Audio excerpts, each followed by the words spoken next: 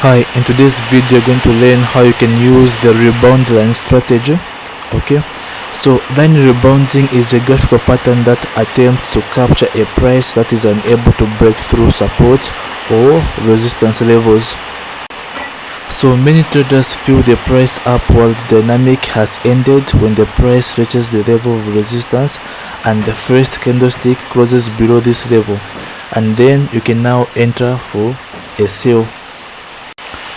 So what is this rebound line strategy?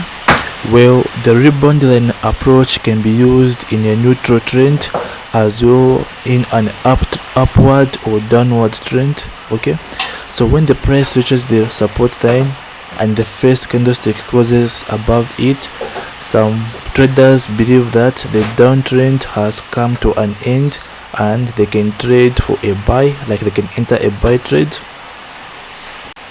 So to summarize, the neutral trend and the upward and the downtrend are also affected by this support line rebound. Okay, so this is it about today's video. If you learned something from it, give it a like. For more videos like this, go on and subscribe.